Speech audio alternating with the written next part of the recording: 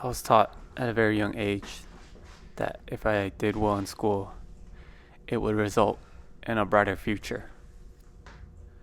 I never made this correlation with the aspects of my physical appearance or my physical activity. My first real world example of this would be back in 7th grade. Every student was enrolled in a physical education course. And to be assessed in this class, there was always a weekly running test. And this running test would consist of how many laps you would be able to run during the class period. So 7 laps would be an A, 6 laps would be a B, and 5 laps would be a C. Now, for me, coming out and not having any running experience, 6 laps already felt sluggish for me, and I always felt out of breath. I would always compare myself to my peers and try to figure out how these people could run 7 laps with ease and without breaking a sweat. And here I am, out of breath, and can barely finish 6 laps within the class period. This was my first real world experience in the aspects of effort, and I believe that giving all your effort into something is the most important thing that you can do for yourself. And that's one thing that I try to practice every day, is that if I give the most amount of effort that I can for the day, that I would be happy with the results regardless of where I am.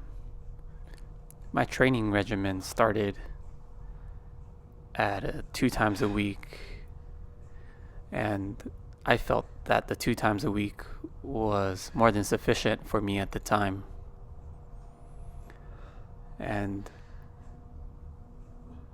once I started getting more into working out, I started increasing the frequency and even started increasing the intensity of each and every workout. Now, from an outsider looking in, it seems like everyday training would be something that sounds very difficult and hard to even fathom fitting something like that in your schedule. And my response to that is, if you want something hard enough, you would make the time for it, or you would also make the effort to do something you want to achieve.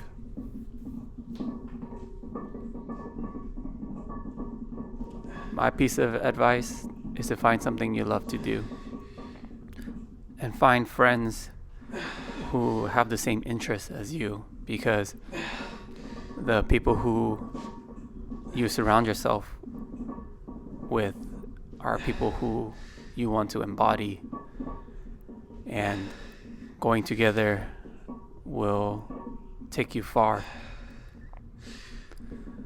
Another piece of advice is to set small goals and large goals. Small goals help you along the journey, and big goals will get you to your destination. And I find that creating these small goals with my training regimen always results in me having a better mood and being thankful of my achievements.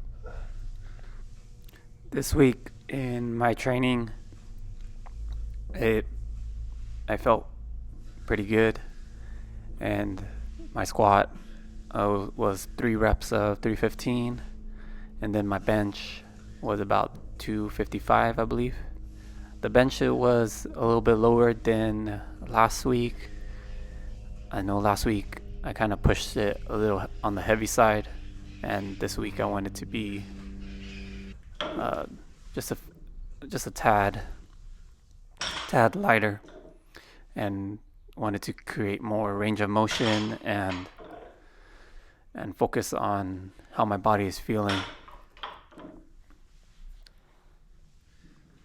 My deadlift was decent as well, and here I'm really focusing on the eccentric movement on the way down, really feeling each and every muscle fiber that is involved when I'm doing these deadlifts. Typically with my deadlifts, that would be the first thing I would start out, would be the 135 to warm up, and I would typically do other exercises in between each set. And this week with my mileage, I was able to get in 5 runs this week, and my fast runs were actually a lot quicker than I anticipated. My fastest one this week was 8:18 a mile, and that was for 6 miles.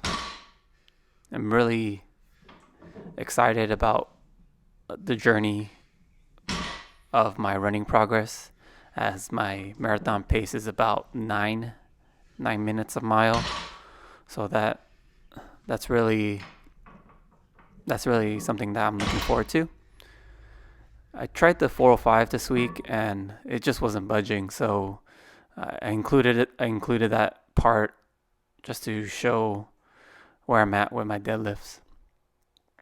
And so here's my running splits, and the following week I will definitely back off in terms of speed and really focus on how I feel during the week. Thanks for tuning in, and I'll catch you in the next one.